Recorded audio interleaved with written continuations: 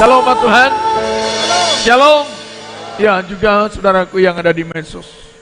Damai sejahtera Allah yang melampaui segala akal kiranya menguasai kita, sehingga kita mampu menangkap kehendak Tuhan, mampu mengerti isi hati Tuhan, mampu untuk memahami penggembalaan daripada kepala gereja yang kita puji dan sembah, yang kita datang kepadanya pada saat ini. Kiranya Roh Kudus-Nya bekerja sehingga ibadah yang kita kerjakan bukan sebatas legalitas, pekerjaan-pekerjaan ketaatan buatan manusia, tetapi di dalamnya ada kualitas. Dalam cara bernyanyi, cara duduk, cara kita belajar, cara kita beribadah, menunjukkan hakikatnya siapa kita, menunjukkan kita orang-orang yang telah dicipta Tuhan menjadi pribadi-pribadi yang berkualitas luar biasa, sehingga kita tahu apa tujuan Tuhan memanggil kita dan membentuk kita menjadi dahsyat. Kita akan baca firman Tuhan, satu ayat dalam Efesus pasal 2. Efesus pasal 2 sama-sama kita baca. Nanti saudara Sasmin Situmorang menjadi leaders sehingga kita bisa membacanya dengan rapi, dari hati, dari suara yang ada, bukan karena ikut-ikutan, karena berbahagia yang membaca, berbahagia yang mendengar, berbahagia yang melakukan firman Allah. Tadi paduan suara mengatakan, siapa orang yang memegang firman Allah, dia pasti hidup. Itu dikatakan. Itu sebabnya Tuhan, umat Tuhan, kita tidak sia-sia memberikan waktu seberapa banyak pun untuk mendengar firman Tuhan, sebab kita akan mendapatkan hidup. Dan hidup yang diberikan oleh firman Tuhan, hidup yang berkelimpahan, baik jasmani, baik rohani, sampai kepada kekekalan.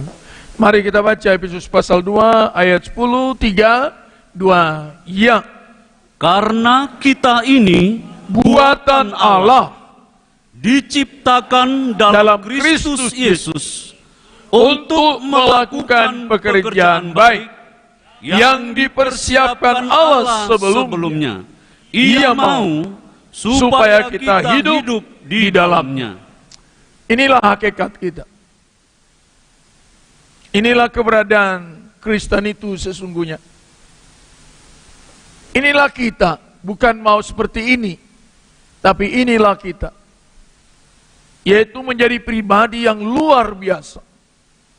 Dikatakan luar biasanya ada beberapa poin di sana. Kita ini buatan Allah. Coba kita pikir umat Tuhan. Kemudian yang kedua, diciptakan dalam Kristus Yesus. Ya. Kemudian setelah buatan Allah yang dahsyat ini, diciptakan dengan luar biasa, dengan dahsyat, dengan karya Kristus yang mahal harganya. Setelah jadi indah, tujuannya untuk melakukan pekerjaan baik. Saya mau cek dulu, suara saya bisa terdengar dengan baik? Saya minta ini, monitor ini dikencangin supaya ke telinga saya kencang, sehingga saya tidak menekan suara terus. Sebab kalau dia senggak saya, pasti saya sadar kecil. Tapi kalau di sini kecil, saya pikir nggak kedengaran. Sebab kalau kencang dia, suara saya kan saya kecilkan. Tapi kalau dia samar-samar, saya pikir suara saya nggak memiliki volume yang cukup. Ditambah dulu ya. Nah, maksud daripada buatan Allah dan dicipta di dalam Kristus Yesus, yaitu untuk melakukan pekerjaan baik. Luar biasa. Untuk melakukan pekerjaan baik. Dan pekerjaan baik di sini bukan semata-mata pekerjaan baik yang kita pahami secara penilaian manusia. Secara penilaian manusia. Tetapi dikatakan yang dipersiapkan Allah sebelumnya, ya, yang dipersiapkan Allah sebelumnya. Jadi kita dipersiapkan untuk melakukan pekerjaan baik, dan itu kerinduan Allah. Sehingga dikatakan ayat ini ditutup dengan suatu kalimat, Ia mau, Allah mau, Yesus mau, supaya kita hidup di dalamnya. Artinya masuk dalam pekerjaan yang dipersiapkan Allah, yaitu pekerjaan baik ini. Ya, pekerjaan baik ini. Sebab segala yang baik ada banyak di dunia, tapi kebaikan-kebaikan tanpa Allah itu adalah sia-sia. Ya, kebaikan apapun yang dibuat manusia, sebab banyak kebaikan. Tetapi kalau kebaikan itu tanpa Allah, itu sia-sia. Hanya kebaikan yang dari Allah yang memiliki makna luar biasa. Itu disampaikan firman Tuhan kepada kita saat ini dalam kitab Efesus ini, supaya kita sadar siapa kita ini. Sehingga saya bikin temanya, yaitu untuk apa kita dicipta luar biasa, yaitu ditetapkan untuk pekerjaan baik. Nah itu ya, senantiasa melakukan pekerjaan dan hasilnya baik. Dan baik di sini Allah yang menilai, bukan manusia. Sebab penilaian manusia relatif, tetapi baik dalam penilaian Allah. Ini disampaikan oleh Paulus kepada penerima pertama, penerima awal. Tapi sepanjang zaman sampai pada saat ini juga disampaikan kepada kita, yaitu orang-orang yang dihadirkan Tuhan sebagai generasi yang diizinkan Tuhan terus berjalan di dunia ini bersama dengan Kristus dalam menuntaskan pekerjaan amanat dari Allah, yaitu untuk memberitakan Injil keselamatan, baik itu melalui perbuatan, baik melalui perkataan, baik melalui karya-karya. Apapun itu karya yang kita kerjakan, sebut saja pekerjaan apapun. Orang Kristen itu sudah ditetapkan selalu pekerjaannya baik. Ya, baik. Jadi orang Kristen itu dikenal dengan pekerjaan baik yang berstandar Allah. Bukan pekerjaan baik relatif yang berstandar manusia, yang dalam suatu peribahasa dikatakan lain lubuk, lain apa? Lain manusia, lain penilaian yang baiknya. Tapi Allah kita tidak pernah berubah, amin ya. Sehingga penilaiannya juga tidak ada tanda-tanda perubahan. Sehingga kita ditetapkan untuk pekerjaan baik. Kita renungkan dulu umat Tuhan. Setelah kita duduk saat ini, apakah kehadiran kita di sini, di luar sana pekerjaan kita semua pekerjaan baik atau tidak? Dan hasilnya baik atau tidak? Bisa dipertanggungjawabkan atau tidak? Kepada siapa? Kepada Allah. Sebab kalau pekerjaan itu sudah baik dan dipertanggungjawabkan kepada Allah, di dunia ini pun itu dahsyat. Tapi kalau pekerjaan baik hanya sebatas ukuran manusia, belum tentu bisa diterima secara universal baik. Sebab kebaikan ini banyak. Sehingga pernah seorang pemimpin muda datang kepada Tuhan Yesus. Perbuatan baik yang bagaimanakah yang harus saya buat supaya mendapat hidup kekal? Yesus mengatakan cuma satu yang baik. Dia sedang menyanggah orang muda yang berhasil dengan prestasi dan kekayaan dan posisinya ini, yang menurut manusia sudah baik. Bagaimana orang muda punya posisi? Dia seorang leaders, dia seorang tuan, dia kaya, dia ternama, masih muda. Tentunya banyak prestasi-prestasi yang baik yang diukir sama dia. Bisa seseorang jadi manajer itu karena baik belajarnya, baik kerjanya, baik integritasnya. Tapi Yesus menyangka tidak ada yang baik, cuma satu yang baik. Amin nama Tuhan.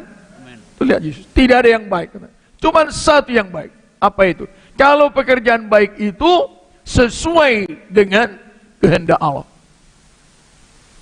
Dari mana kita lihat pekerjaan itu sesuai dengan kehendak Allah?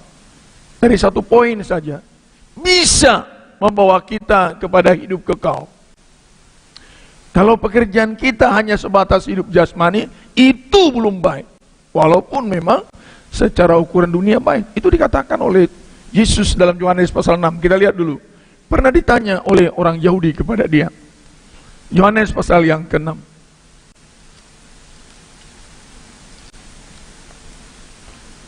Yohanes pasal yang ke-6, saya sangat minta maaf kepada umat Tuhan ketika suara saya banyak mengandung gelombang angin sehingga hilang-hilang. Ya, memang begitu kondisinya. Dibantu saya dalam doa supaya firman ini bisa tersampaikan dengan baik, sebab saya juga tidak punya kemampuan untuk memperbaiki itu, hanya Tuhan nanti yang menolong itu. Yohanes pasal 6. Ditanya oleh orang-orang yang mengikuti dia. Dikatakan Tuhan Yesus begini, ketika orang ini berkapal-kapal ini 5.000 orang bertemu Tuhan Yesus, dikira mereka itu sudah pekerjaan baik. Kan kadang-kala kita ini kan menganggap sesuatu yang baik itu dari perspektif kita. Mari umat Tuhan, supaya kita betul-betul baik, coba segala sesuatu ukur dari perspektif Allah. Orang Kristen kan selalu saya bilang, kalau ada orang Kristen meninggal selalu dibacakan apa? Alkitab. Menikah? Ulang tahun apa? Semua pasti orang Kristen menampilkan apa? Alkitab. Apa maksudnya? Kenapa orang meninggal digilas kereta api? Baca Alkitab. Orang menikah, baca Alkitab. Orang bangun pagi, baca Alkitab. Selalu Alkitab. Alkitab ini apa umat Tuhan? Pikiran Allah, amin umat Tuhan. Sudut pandang Allah. Jadi ketika kita segala sesuatu yang terjadi kita baca Alkitab, maksudnya supaya kita melihat segala perkara apapun dari sudut pandang Allah. Katakan amin. Amin. Lihat segala sesuatu dari sudut pandang Allah, bukan dari sudut pandang kita yang berdosa. Sebab kalau dari sudut pandang manusia kita cuma dua, kita suami istri bisa ribut. Istri mengatakan yang baiknya maksudku, suami juga mengatakan apa? Baik. Saya pun baik. Jadi banyak kali manusia ini ribut gara-gara apa? Yang baik. Itulah kebaikan manusia, bikin ribut. Saya dulu waktu masih muda menikah dengan istri saya, dalam perjalanan nikah waktu saya masih muda, pernah saya katakan, kenapa kita ini? Saya waktu itu belum hamba Tuhan, masih kerja di sekuler. Dia juga kerja. Itu yang baik maksudku, kata dia. Kau pikir maksudku juga yang jelek?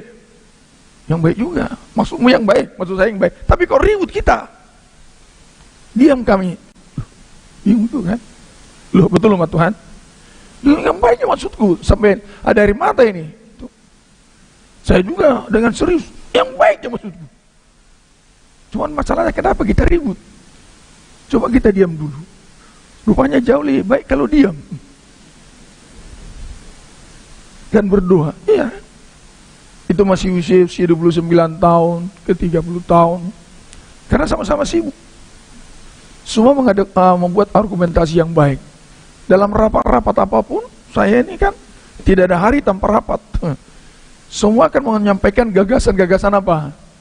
Yang baik, tapi menurut apa? Menurut manusia itu sendiri. Bisa ribut itu. Itu menunjukkan kebaikan-kebaikan manusia itu tidak berkualitas ilahi. Makanya jangan bangga mengatakan bahwa kita sudah baik. Hanya satu yang baik, yaitu siapa? Allah. Kenapa? Karena kebaikan Allah mencipta kita dan membuat kita layak masuk hidup kekal. Makanya tidak ada yang kita banggakan apa-apa. Kita ini hanya orang-orang apa? Berdoa.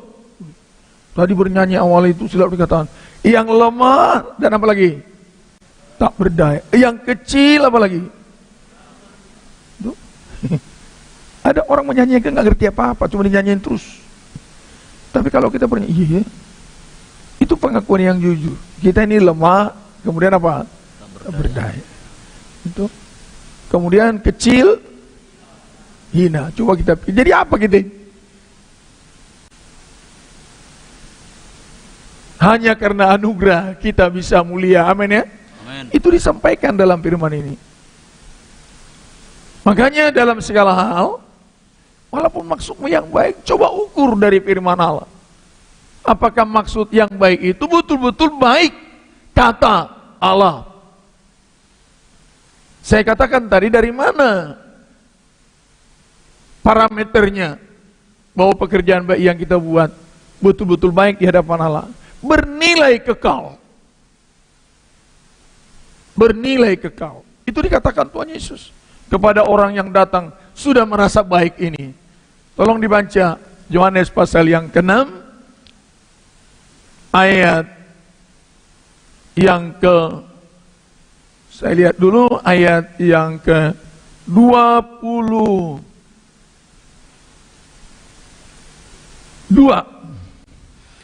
Pada keesokan harinya, orang banyak yang masih tinggal di seberang melihat bahwa di situ tidak ada perahu selain daripada yang satu tadi, Ya. dan bahwa Yesus tidak turut naik ke perahu itu bersama-sama dengan murid-muridnya, Ya, terus. dan bahwa murid-muridnya saja yang berangkat. Nah, jadi mereka ini luar biasa analisa mereka ini kan.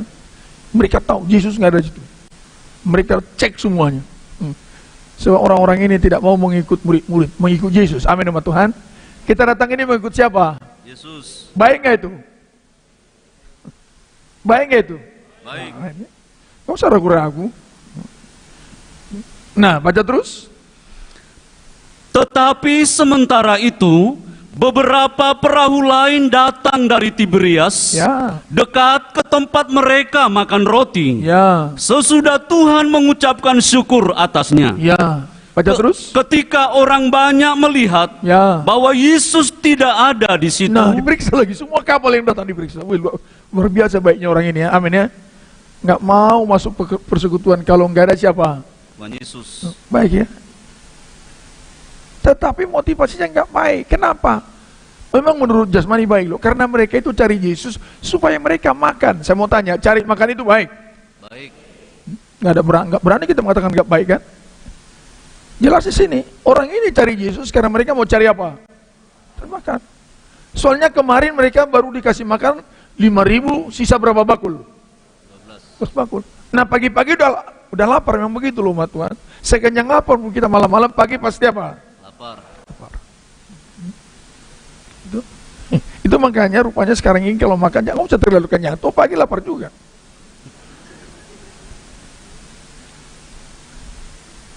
Atau sadarilah, makan itu pun sekarang harus diatur.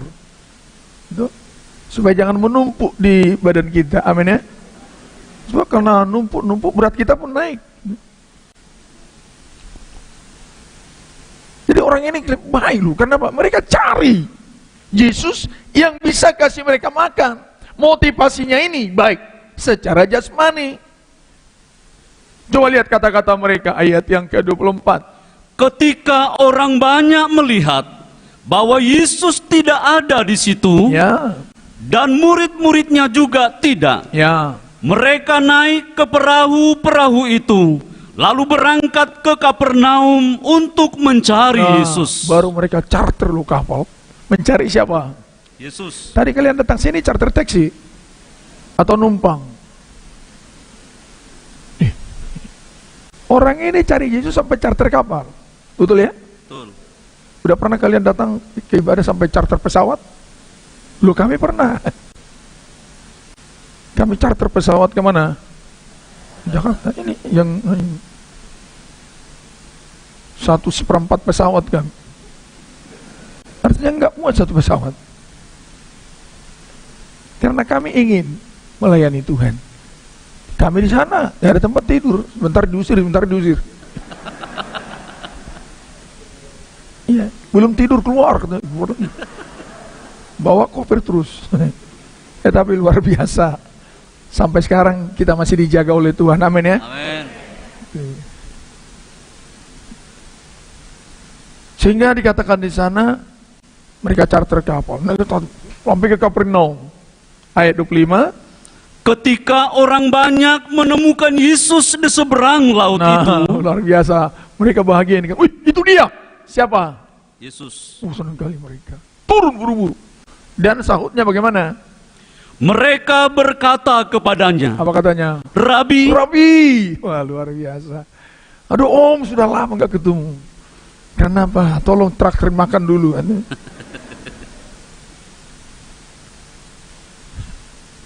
Saya mau tanya, kira-kira tindakan orang ini baik kan? Baik.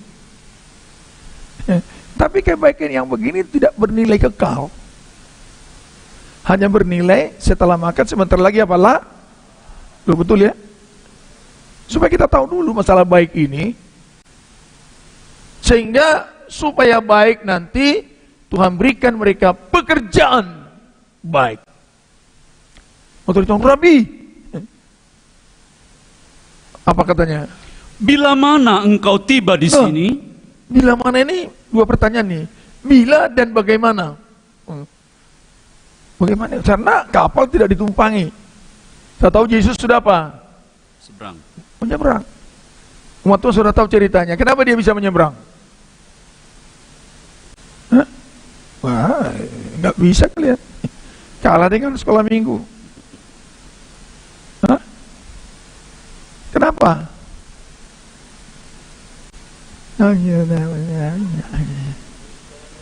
Jalan di atas air. Murid-muridnya disuruh malam itu. Dia apa? Jalan dia? Di mana tertulis? Nantilah itu. Sebab kita ini mana tertulis. Tapi kalau dikasih tahu nggak dibaca. Rabi, bila mana engkau tiba di sini? Kapan dan bagaimana?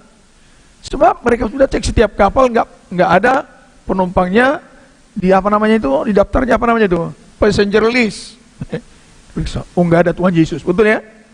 Yang ada cuman marga Silalahi itu. Sehingga mereka bertanya, bila mana engkau tiba di sini? Bagaimana caranya?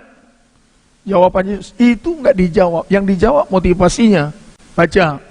Yesus menjawab mereka, Ya. Aku berkata kepadamu, sesungguhnya kamu mencari aku. Nah lihat, menohok ini pertanyaan. Ya. Tunjuk batinya. Saya mau tanya umat Tuhan. Apapun kita buat gaya, metode, berpenampilan baik, Yesus tahu motivasi. Untuk apa engkau hadir di gereja ini?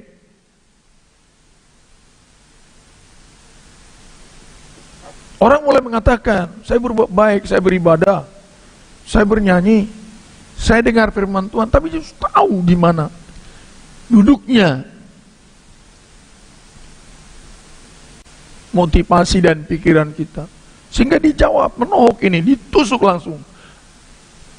Yesus menjawab mereka, aku berkata kepadamu, sesungguhnya kamu mencari aku, terus bukan karena kamu telah melihat tanda-tanda, ya, melainkan karena kamu telah makan roti itu dan kamu kenyang. kamu dengar firman karena enak di telingamu, bukan karena engkau mengerti dan melakukan firman itu.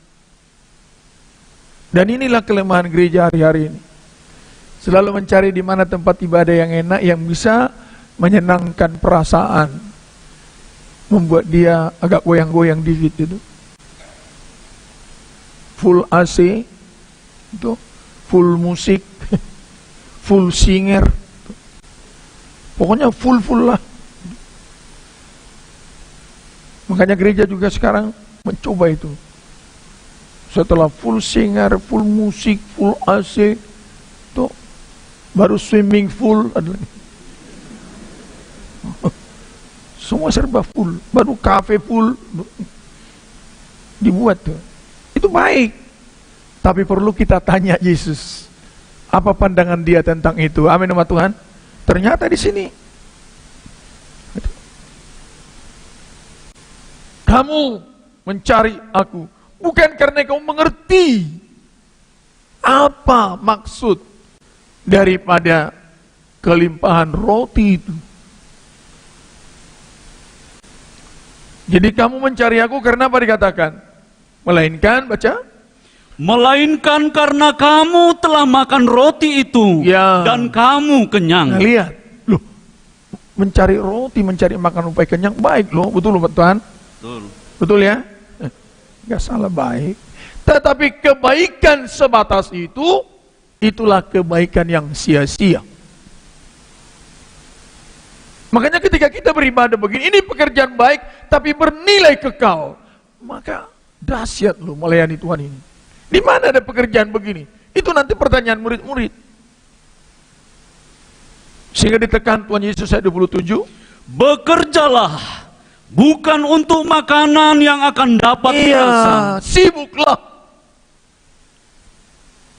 Berusahalah. Bergeraklah.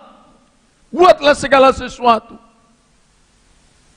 Bukan sebatas hanya soal-soal yang nafsani, yang tidak bernilai kekal. Umat Tuhan, saya harus katakan ini. Jangan kita menipu diri dan menipu Tuhan, juga menipu orang lain. Bekerjalah. Bukan untuk makanan yang dapat binasa. Baca terus. Melainkan untuk makanan yang bertahan sampai kepada hidup inilah yang kekal. Ukuran kebaikan itu. Parameternya saya katakan tadi, membawa kita kepada apa? Kekekalan. Hidup kekal. Bernilai kekal. Umat Tuhan dengar ini. Buat segala sesuatu pekerjaanmu bernilai kekal. Itu dikatakan oleh Kolose, nggak usah kita baca. Kolose pasal 3. Pikirkan, carilah perkara yang di mana? Bernilai kekal. Umat Kristen yang disayang oleh Tuhan, apapun statusmu. Kalau kita hadir di ibadah ini juga hadir di medsos. Kerjakan segala perkara itu bernilai kekal. Supaya berguna jeri lelam.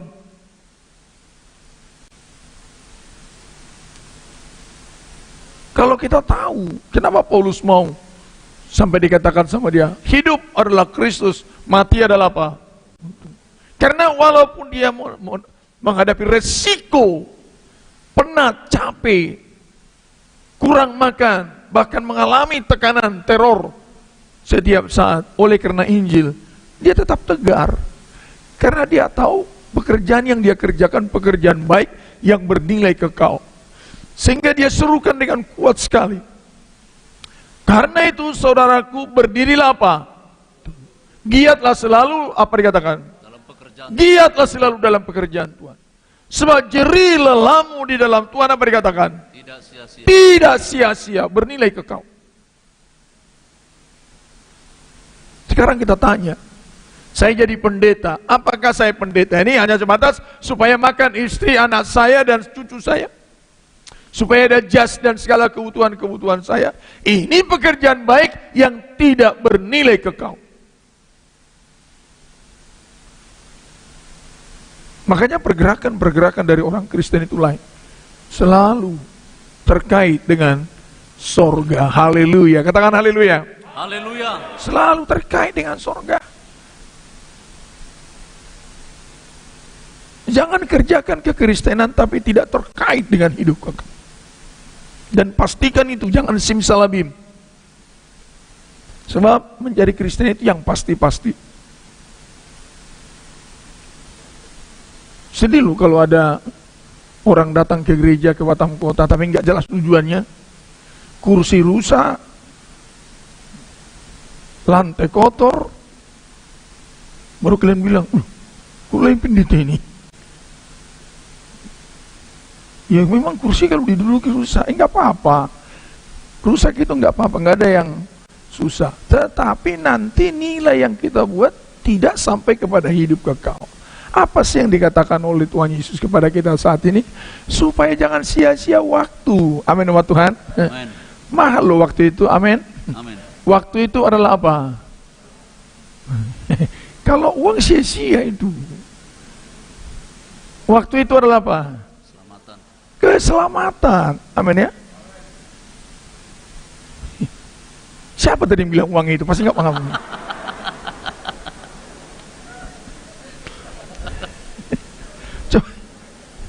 Coba kita bernyanyi. Hidup ini adalah kesempatan. Hidup ini waktu.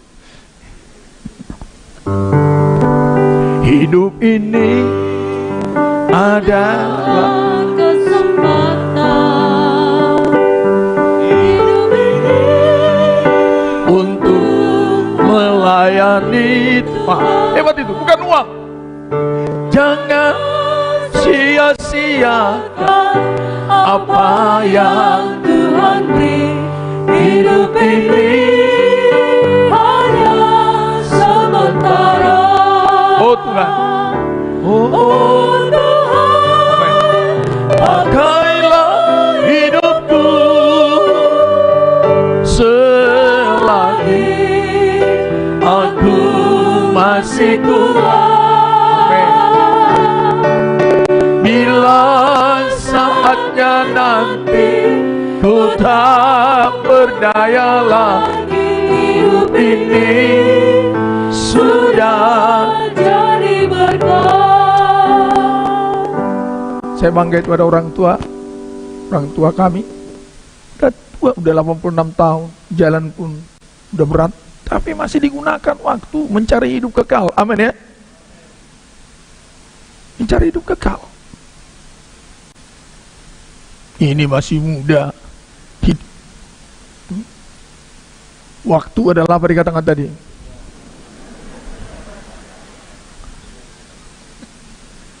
Ya itulah. Apa nggak baik? Baik.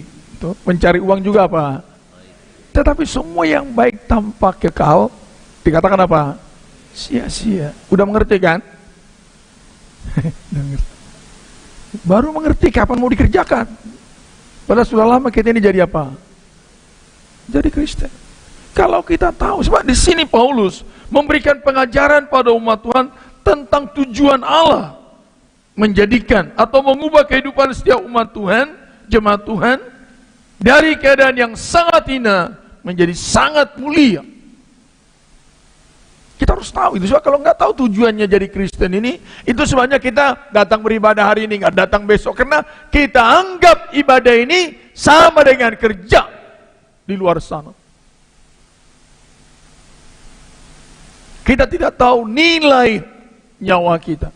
Maka diajar kita pada saat di pagi ini ke siang supaya kita sadar. Sehingga dikatakan di sini, bekerjalah, beraktivitaslah, berkeringatlah, menikahlah, sekolahlah, berjuanglah, carilah prestasi. Baca terus. Bekerjalah bukan untuk makanan yang akan dapat binasa. Bukan sebatas hal-hal yang sementara, baca terus. Melainkan untuk makanan yang bertahan sampai kepada hidup yang kekal. Untuk memberi kekuatan. Sebab makanan itu memberikan kita kekuatan bertahan sampai hidup kekal. Terus Yang akan diberikan anak manusia kepadamu. nah, yang akan diberikan anak manusia kepadamu ternyata tidak ada di tangan siapapun, hanya ada di tangan siapa? Tuhan Yesus. Hanya ada di tangan Allah. Makanya dikatakan hanya satu yang baik.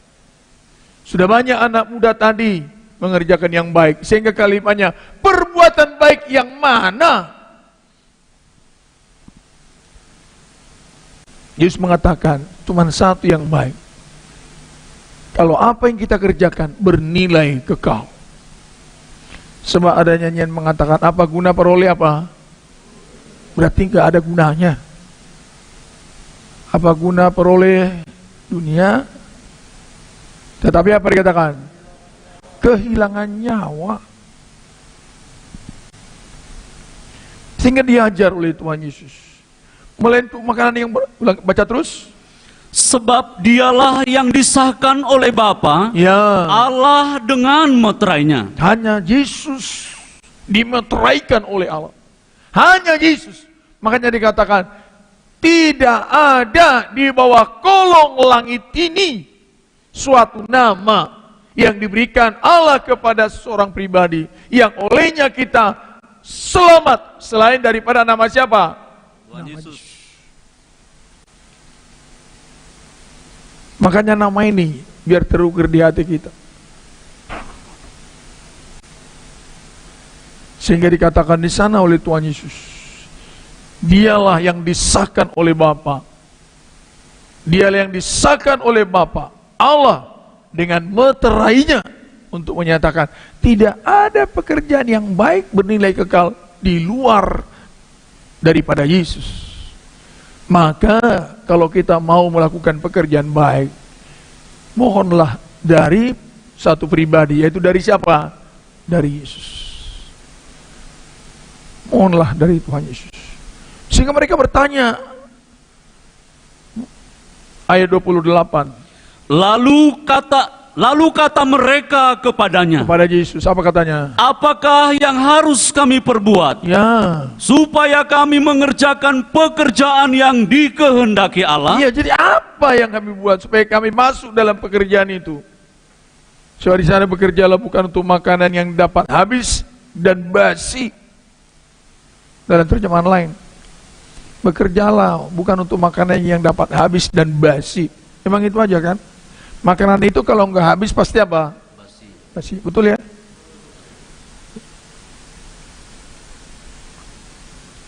Sehingga mereka bertanya, pekerjaan apa itu?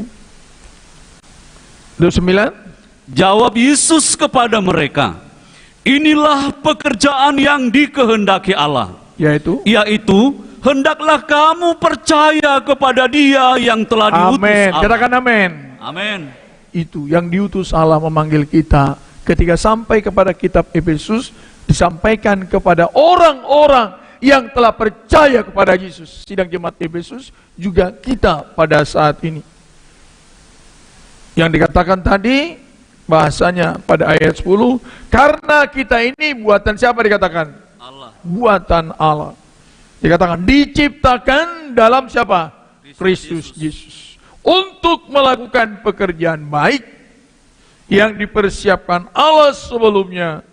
Ia mau, ini diresponin, ia mau cari pekerjaan ini, berusaha mencari ini, charter kapal untuk ini, berkorban sebanyak apapun untuk ini.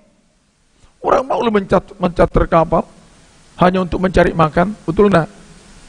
Meninggalkan istri yang sudah anaknya 5 pun ditinggalkan. Untuk alasannya cari apa? Cari makan, betul ya? Kenapa orang tidak berani meninggalkan anak untuk cari surga?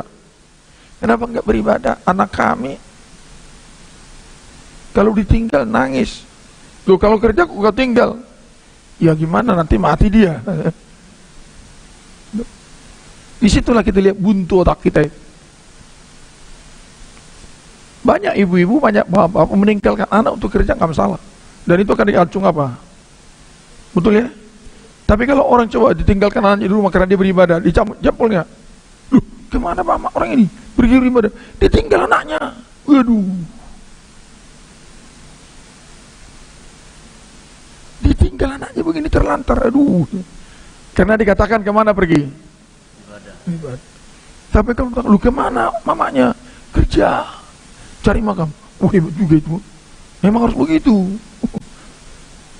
Dibilang lagi sama anak itu, nggak apa-apa nak, sabar-sabar kau, supaya ada nanti uang sekolahmu, supaya besar perutmu.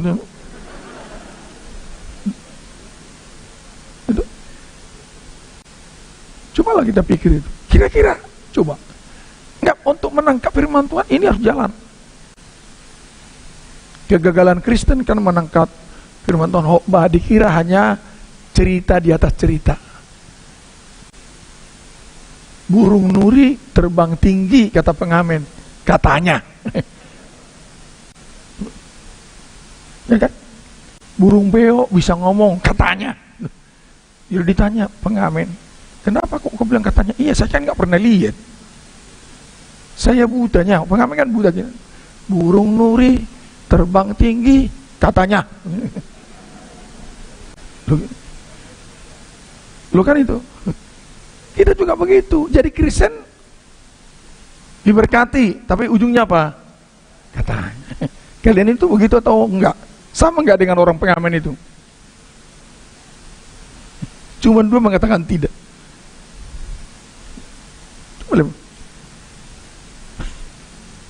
Jangan umat Tuhan dikit-dikit katanya. Alami, amin umat Tuhan. Alami. Jadi juga memang pengamen ini. Bapak Abraham punya anak. Katanya. Banyak orang Kristen ini Kristen katanya. Tapi hari-hari ini umat Tuhan kita harus berubah. Sadari, sehingga Paulus diajar sidang jemaat Efesus. Paulus memberikan pengajaran pada umat Tuhan tentang tujuan Allah menjadikan atau mengubah kehidupan setiap umat Tuhan, jemaat Tuhan, baik di Batam Kota atau di mana-mana saja, dari keadaan yang sangat hina menjadi sangat mulia. Di mana hinanya kita? Tahu umat Tuhan, kita ini hina loh umat Tuhan. Ditulis kok di situ dalam Efesus pasal yang ke-6 itu, yang kedua itu. Dan yang paling signifikan ditulis dalam Yesaya 16 itu. Kelahiranmu begini, pusarmu tidak diapa, segala macam. Kemudian kau dibuang orang di pinggir jalan. Hina. Tetapi aku lewat dari situ. Didandani, layak jadi ratu. Tetapi di dalam Efesus pasal 2 kita baca, siapa kita dulu? Efesus pasal 2 ayat yang ke-11. Karena itu ingatlah. Ingat, apa itu? Bahwa dahulu kamu. Nah ingat ini. Dahulu kamu bagaimana? Sebagai orang-orang bukan Yahudi menurut daging. Nah, terus. Yang disebut orang-orang tak bersunat. Ya. Oleh mereka yang menamakan dirinya sunat. Ya. Yaitu sunat lahiriah yang dikerjakan oleh tangan manusia. Ingat bahwa kamu tidak ada lah. Tidak ada ruang menjadi umat Tuhan. Karena bukan keturunan Abraham. Nggak ada. Bagaimanapun caranya nggak bisa. Kita ini hanya apa dikatakan? Ayat 1 baca. Kamu dahulu sudah Mana mati. inilah keadaan. Kamu dulu sudah mati, terus. Karena pelanggaran dan dosa-dosamu. Baca terus. Kamu hidup di dalamnya. Kamu hidup di dalam dosa. Diminta Tuhan, sekarang hiduplah dalam pekerjaan yang baik dari Allah. Katakan amin. Amin. Jangan hidup lagi dalam dosa. Baca terus. Karena kamu mengikuti jalan dunia ini. Iya, terus. Karena kamu mentaati penguasa kerajaan angkasa, Ya. yaitu roh yang sekarang sedang bekerja di antara orang-orang Nah itulah durhaka. dulu. Bukan orang Israel. Tidak ada tanda-tanda milik Tuhan. Ayat 12 terus. Bahwa waktu itu kamu tanpa Kristus, apalagi? tidak termasuk kewargaan Israel. Ya, terus. Dan tidak mendapat bagian dalam ketentuan-ketentuan yang Ada urusan dijanjikan. dengan janji-janji Tuhan, terus. Tanpa pengharapan dan tanpa Allah di dalam dunia. Itulah kita. Itulah kita. Saudara, itu umat Tuhan. Kalau kita bisa sekarang menyebut nama Yesus, itu anugerah loh umat Tuhan. Kalau engkau bisa bernyanyi satu kata, Yesus adalah sobatku yang setia, itu anugerah. Itu makanya kenapa kita selalu suka bernyanyi. Nama Yesus, anugerah itu. Kita tidak punya ruang untuk menyebut-nyebut nama itu. Jangan kita kira bahwa itu bukan anugerah. Sadar kita ini umat Tuhan. Kegagalan Kristen hari-hari ini nggak sadar siapa dia. Nggak sadar. Sehingga seringkali kita mau menyombongkan diri. Baru bisa pelayan Tuhan jadi pendeta, merasa dia penentu di langit dan di bumi. Sadar ya. Makin jadi pendeta kita, Taruh kita dipakai Tuhan luar biasa, sadarlah bahwa latar belakang kita itu orang gak jelas urusannya. Hanya karena anugerah. Jadi kebanggaan kita apa? Cuman satu, kasih Tuhan luar biasa. Amin umat Tuhan. Gak ada yang kita banggakan apa-apa. Ini kita, sudahlah, gak usah. Inilah, tidak dapat bagian dalam janji-janji Tuhan. Itulah kondisi kita dulu. Tetapi dibuat Tuhan jadi mulia itu. Sangat hina jadi mulia. Itu sangat hina jadi mulia. Itu dikatakan dalam perjanjian lama banyak ayat pendukung di sini. Kalau semua gitu kita baca nanti nggak selesai nih firman ini. Tetapi yang perlu kita ingat bahwa kita ini hina. Malah dikatakan tadi yang lemah apa tak? Yang kecil dan itu. Tapi lagu yang paling kita nikmati bukan karena apa? Kebaikan, bukan karena baik rupamu, bukan karena baik rupamu, bukan karena kekayaanmu, bukan karena kekayaanmu, kau dipilih, kau dipanggilnya. Coba baca Ulangan pasal 7 ayat 6 sampai 8. Kita baca satu ayat ini lagi supaya kita laju dengan lebih cepat, supaya kita diberkati Tuhan. Merubah konteks kekristenan kita itu. Itu gunanya beribadah. Oleh pekerjaan kuasa firman dalam pengurapan Roh Kudus. Ulangan pasal 7 ayat 6. Sebab engkaulah umat yang kudus bagi Tuhan Allahmu. Nah, engkau sekarang dikatakan Israel. Dulu budak di Mesir, budak belian, yang tidak punya nilai di hadapan Firaun, siap ditumpas. Tetapi sekarang dikatakan, ulangi baca kalimat itu. Sebab engkaulah umat yang kudus bagi Tuhan Tapi dikatakan Allahmu. kudus, berkualitas, luar biasa di hadapan Tuhan. Bagaimana? Engkaulah yang dipilih Engkau dipilih, haleluya, terus oleh Tuhan Allahmu. nah itu makanya umat Tuhan dipilih jadi Kristen itu luar biasa. Amin. Amin. Dipilih. Baca terus. Dari segala bangsa di atas muka bumi. Ya, terus. Untuk menjadi umat kesayangannya. Nah, untuk menjadi umat kesayangannya, terus. Bukan karena lebih banyak jumlahmu dari Bukan bangsa karena manapun banyak juga. jumlahmu, banyak hartamu, banyak inimu, banyak enggak. Sehingga kita dipilih. Baca terus. Maka hati Tuhan terpikat olehmu. Iya, sehingga hati Tuhan terpikat oleh, bukan karena ada unsur apa-apa. Terus.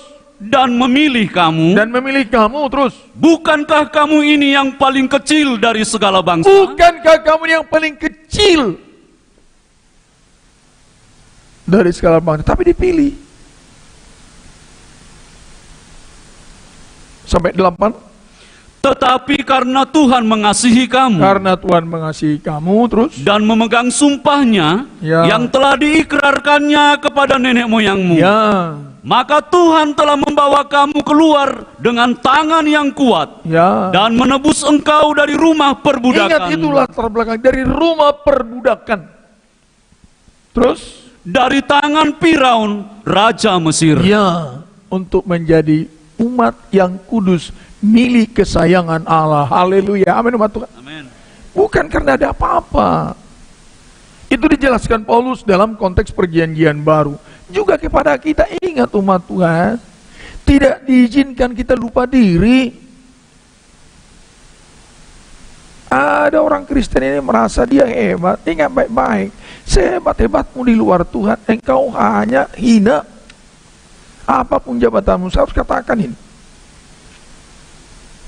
Jangan tunjuk dada kepada Tuhan. Jangan.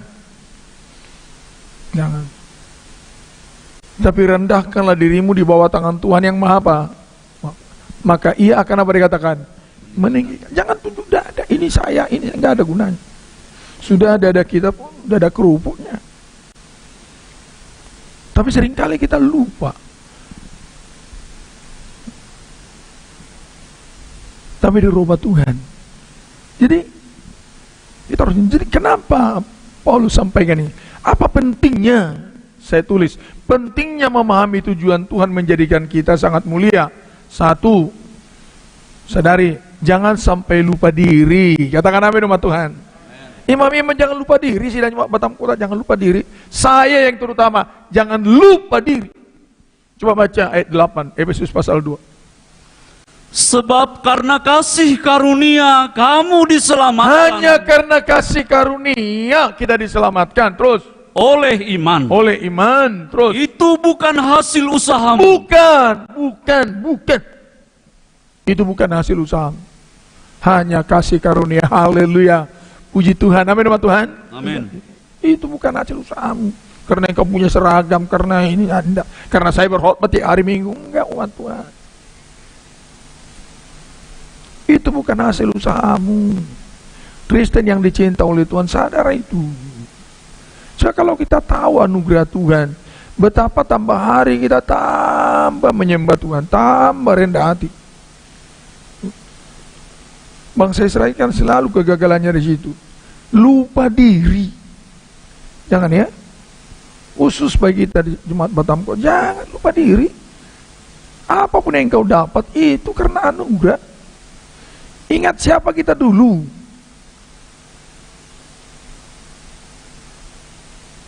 Banyak sekali umat Tuhan ini lupa diri. Baru tamat soal kitab terus merasa pendeta besar.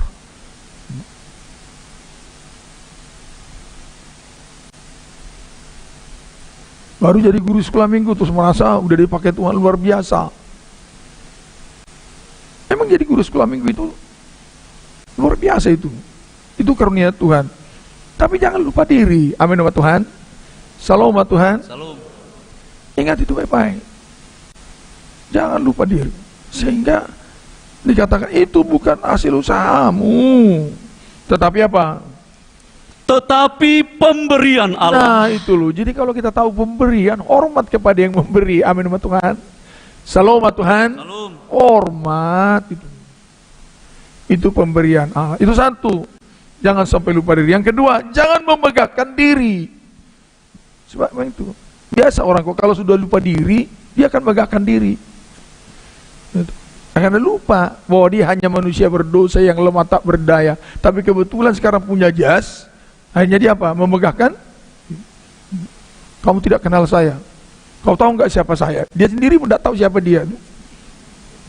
Kau tahu nggak siapa saya? Dan menurut kamu siapa? Saya juga nggak tahu.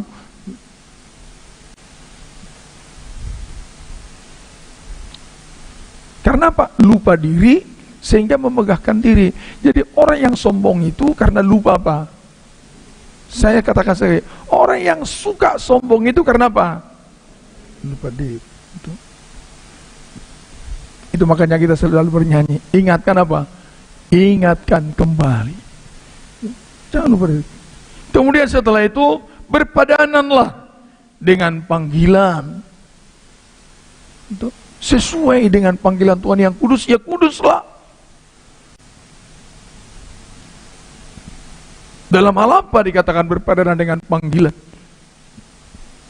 Yaitu pasal 4 ayat 17. Baca Efesus. Sebab itu kukatakan dan kutegaskan ini kepadamu di dalam Tuhan. Apa itu? Jangan hidup lagi sama seperti orang-orang yang tidak mengenal Allah. Jangan hidup lagi seperti orang-orang yang apa? Tidak mengenal Allah. Tidak mengenal Allah. Sudah Kristen, sudah pelayan, sudah imam, katanya. Tapi hidupnya sama dengan orang yang tidak apa? Mengenal Allah. Dia minta ini. Kutegaskan ini kepadamu di dalam Tuhan. Jangan hidup lagi sama seperti orang yang tidak mengenal Allah. Kenapa? Dengan pikirannya yang sia-sia. Pikirannya itu hanya waktu itu adalah uang, betul ya?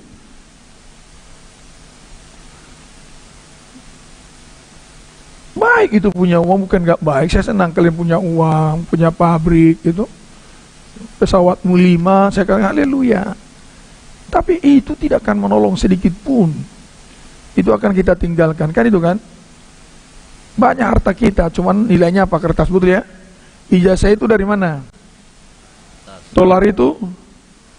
Sertifikat itu apa? Cuman kertas-kertas aja. Banyak orang sekarang mau bunuh diri karena nggak ada kertasnya. Lihat anak-anak remaja yang mau mau masuk perguruan tinggi, cari kertas mereka kan, doakan ya opa ya supaya lulus. Mau ngapain? Cari kertas. Ya bagus kan, saya juga dorong mereka, dan kita harus doakan ya remaja-remaja kita ya, amin. Kok di sini amin, di sini nggak amin? Doakan remaja-remaja kita, amin.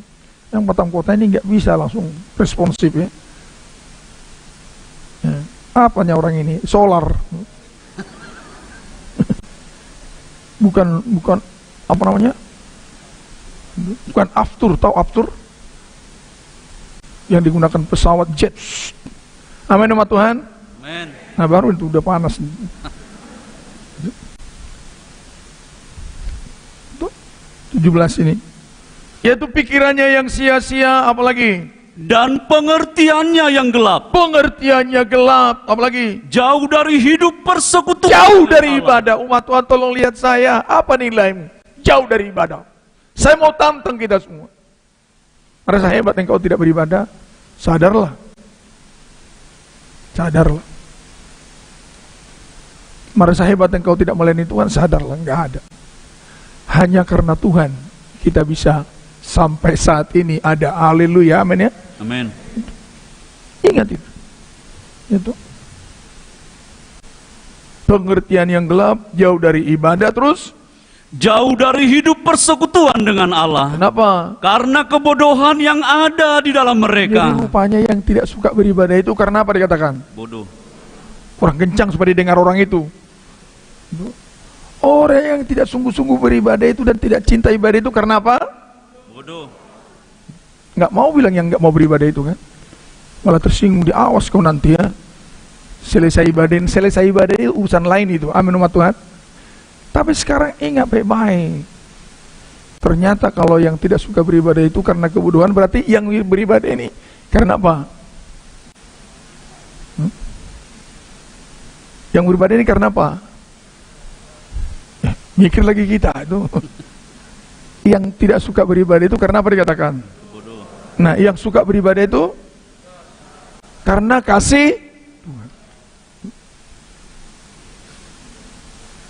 Kemudian apa lagi mau memberikan gak suka beribadah? Terus? Dan karena kedegilan hati mereka. Degil. Waduh, susah. Kalau di rumah kita itu 3 anak, 1 degil, setengah mati. Setengah mati.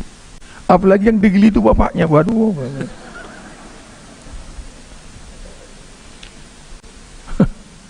Istri itu siang malam, kenapa lah ya Tuhan?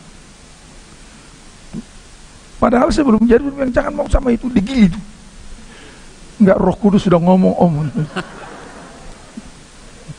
Rupanya Roh Kudus ngomong, dia bilang sama dia itu degil.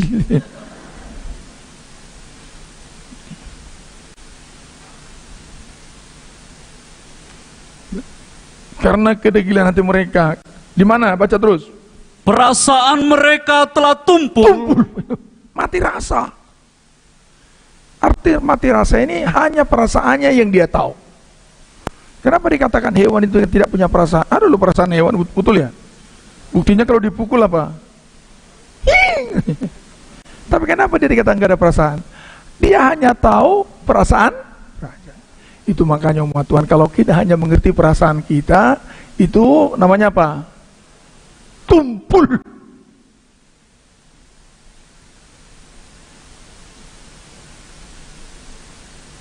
Hanya perasaannya gitu. Bisa ngantuk di tengah orang ramai seperti begini.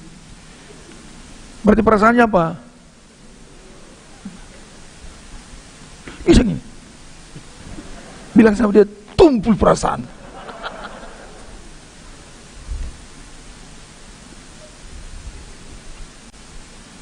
Sementara sampingnya udah gini-gini jangan. Dia masih begini-gini aja. Aja nih sama tumpul perasaan Bapak ini. Tumpul. Makin kali bilang tumpul makin begini terus. Makanya enggak usah bilang amin ya. Tetapi doakanlah amin. Katakan dalam nama Yesus. Yang mati rasa ini jamah Tuhan. Kepada istri, kepada suami, kepada anak kita. Kalau dia mati rasa bagaimana? Doakan. Tumpang tangan. Haleluya. Amin. Cuma enggak sedikit loh. Suami-suami mati rasa. Kemudian istri-istri tidak punya perasaan. Anak-anak tumpul perasaannya. Tapi kita di dalam Tuhan berpikir dan berperasaan. Seperti Yesus apa? Berpikir dan berperasaan. Katakan amin. Amin. Hanya wajah kalian gak segar. Katakan dulu amin. Amin. Saya dengar dari apa itu? Dari suara itu agak serak. Selesaikan dulu terus. Perasaan mereka telah tumpul. Ya. Sehingga mereka menyerahkan diri kepada hawa nafsu. Ya. Dan mengerjakan dengan serakah segala macam Nah kecemaran. itulah kerjanya. Tetapi kita tidak demikian, berpadanan dengan panggilan. Ayat 22. Yaitu bahwa kamu berhubung dengan kehidupan kamu yang dahulu. Ya dulu yang sudah kita baca tadi. Tumpul, baca terus. Harus menanggalkan manusia Harus lama. menanggalkan manusia lama terus. Yang menemui kebinasaannya. Yang pasti binasa oleh hawa nafsunya terus. Oleh nafsunya yang menyesatkan. Iya terus. Supaya kamu dibaharui di dalam roh dan pikiranmu. Dibaharui di dalam roh. Di dalam roh dan pikiran dibaharui. Manusia setelah jatuh dalam dosa itu, yang rusak itu otaknya. Coba kalau otak kita tidak ditransformasi oleh Roh Kudus, waduh, susah. Dari mana kita lihat seseorang, kita tahu seseorang emang dipenuhkan dan hidup dalam Roh Kudus, otaknya itu selalu berpikir seperti Kristus berpikir. Semua Roh Kudus duduk di otak. Itu kata Alkitab, duduk, dikuasai pikiran kita. Sehingga dikatakan kamu dibaharui di dalam roh pikiranmu terus. Dan mengenakan manusia baru. Ya terus. Yang telah diciptakan menurut kehendak. Haleluya, diciptakan menurut apa? Kehendak. Itu kita. Terus baca. Di dalam kebenaran dan kekudusan. Dalam yang kebenaran sesungguhnya. dan kekudusan yang sesungguhnya terus. Karena itu buanglah dusta. Ya, nggak usah lagi dibaca. Di sinilah kita pentingnya memahami tujuan Tuhan menjadikan kita. Jangan sampai lupa diri, jangan memegahkan diri. Buktikan kualitas hidup yang berpadanan dengan panggilan. Karena kita ini buatan Allah. Lompat dalam tempo 5 menit akan saya kejar. Karena kita ini buatan Allah. Apa artinya ini? Nomor 5, dilihat ya. Artinya menunjuk pada perkara betapa dahsyatnya kita. Karena buatan Allah loh. Saya mau tanya, seluruh ini alam raya ini buatan Allah, dahsyat nggak? Dahsyat. Tapi kita lebih dahsyat lagi.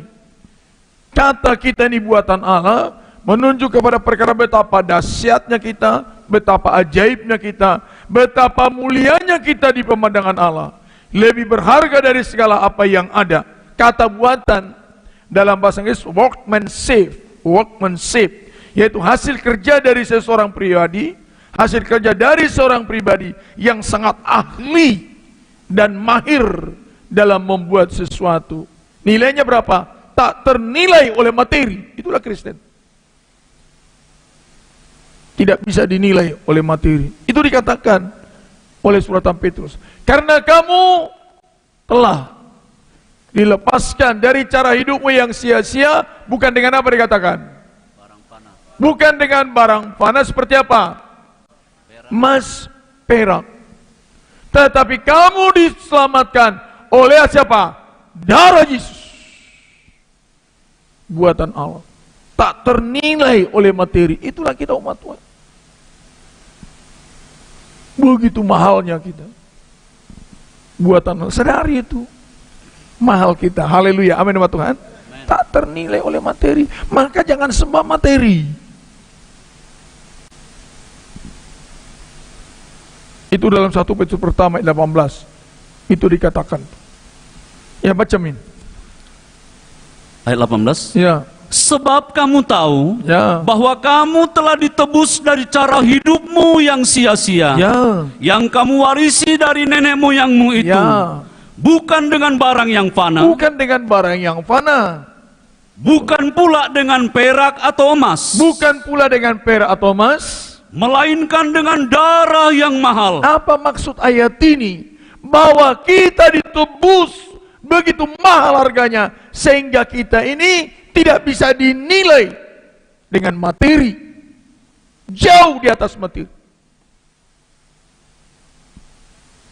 Karena kita ditebus oleh apa? Baca. Melainkan dengan darah yang mahal, Darah yang mahal. Darah siapa? yaitu darah Kristus, Ya, yang sama seperti darah anak domba yang tak bernoda dan tak untuk bercacat. dipahami bangsa Israel, ketika mereka mengadakan persembahan harus cari domba yang tak bernoda dan bercacat, sehingga darahnya berkualitas. Itulah kita umat Tuhan, buatan Allah. Maka hargai tubuhmu. Amin umat Tuhan. Amin. Hargai tubuh itu. Jangan obral tubuh itu. Pemuda-pemudi, jangan obral tubuh itu. Umat Tuhan, jangan obral tubuh itu. Terlalu mahal harga tubuh itu. Amin umat Tuhan. Terlalu mahal harga kita. Amin. Banggalah menjadi Kristen. Terlalu mahal harga, tak ternilai oleh materi. Itu maksud kita ini buatan Allah, diciptakan dalam Kristus Yesus. Artinya ini menunjuk betapa besar pengorbanan yang Allah kerjakan, atau biaya yang harus ditanggung oleh Allah untuk menjadikan kita sebagai ciptaan terbesar. Diciptakan dalam Kristusnya, nilai kita supaya proyek pembangunan tubuh Kristus ini bisa selesai. Nilainya Kristus.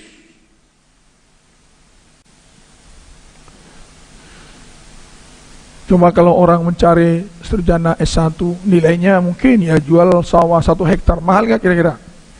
Mahal ya? Supaya bisa jadi dokter, jual sawah, jual lembu, jual segala sesuatu yang bisa dijual, jual emas. Tapi kita ini umat Tuhan, supaya jadi Kristen, waduh, mahal sekali. Yang dikorbankan siapa? Dikatakan Kristus.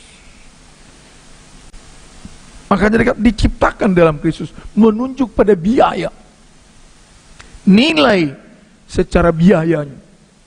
Sehingga dikatakan oleh Korintus bahwa kamu telah dibeli dan harganya dikatakan lunas dibayar. Amin umat Tuhan. Amin. Itulah hargamu. Itu dijelaskan oleh Paulus, dijelaskan kepada kita. Kita ini buatan Allah, dahsyat. Bagaimana caranya membuat kita? Yesus dikorbankan, begitu bernilai kita. Hebat ini. Ada istilah orang Tapanuli, anak koki itu apa? Artinya apa itu? Hah? Berapapun harta saya jual demi apa? Anak saya apa? Sukses, betul ya? Kita ini, Allah katakan, kitalah mahkota kekayaannya. Amin. Makanya dia korbankan segala sesuatu supaya kita sukses. Katakan amin. Amin. Katakan amin. Amin. Katakan amin. Amin. Sadari itu umat Tuhan. Pahami itu. Sehingga kita ciptaan terbesar, jauh lebih dahsyat daripada seluruh malaikat di sorga. Kepada kitalah hati Tuhan tertuju. Amin umat Tuhan. Sehingga Sakaria bilang, besar usahaku terhadap Sion. Nah tujuannya di sini katakan, kita dahsyat, kita hebat, dibangun dengan harga yang mahal, nilainya senilai Kristus. Untuk apa tujuannya?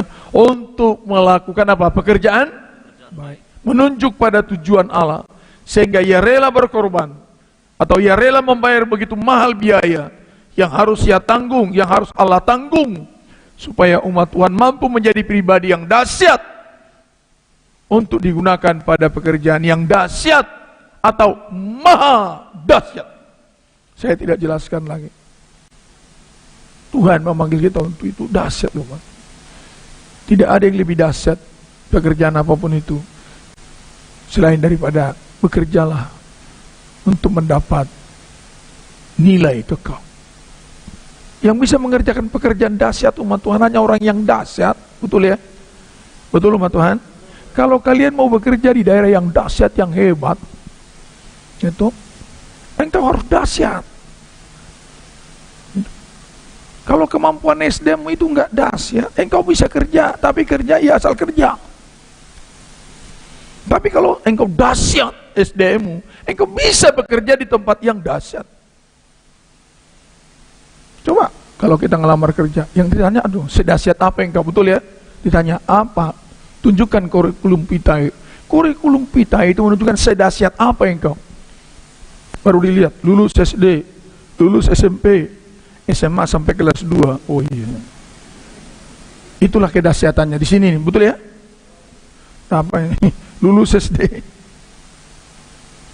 Lulus apa SM? Lulus apa SE? Lulus perguruan tinggi, jurusan tata boga. Situ ada. Baru lulus ini jurusan ini. Lulus lagi S2 jurusan ini, lulus S3, wah dahsyat.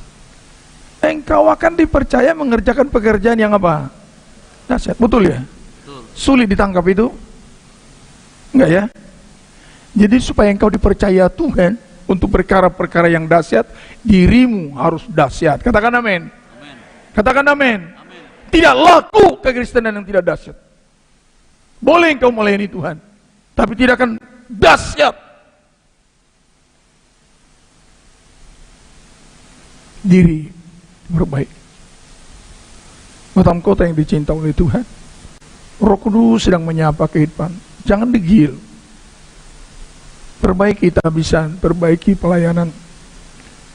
Relalah engkau dibentuk oleh Tuhan, supaya Tuhan percaya pekerjaan dahsyat kepada para ketua kelompok, kepada para pendeta muda. Biar dulu dirimu dahsyat. Jangan berangan-angan kayak angan-angan orang kerja di sana.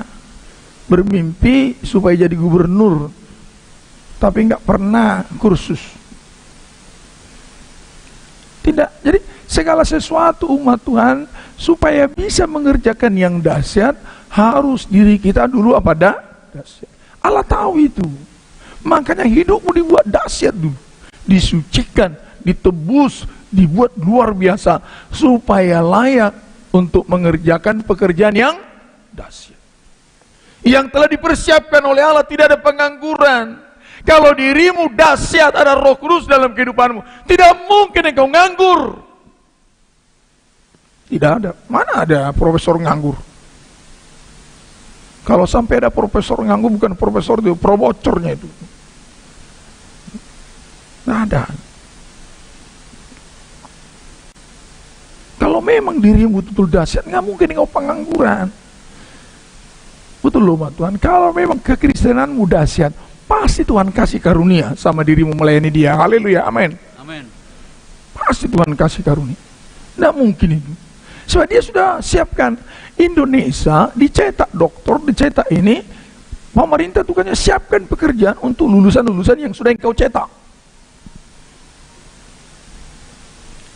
Dibuat universitas ini, dibuat universitas itu, dibuat negeri ini. Supaya nanti bertanggung jawab pemerintah ketika ini lulus dari sini, harus ada lapangan kerja. Makanya pemerintah ketika tidak mampu menyiapkan lapangan kerja, menjadi persoalan tersendiri bagi pemerintah. Allah kita dahsyat.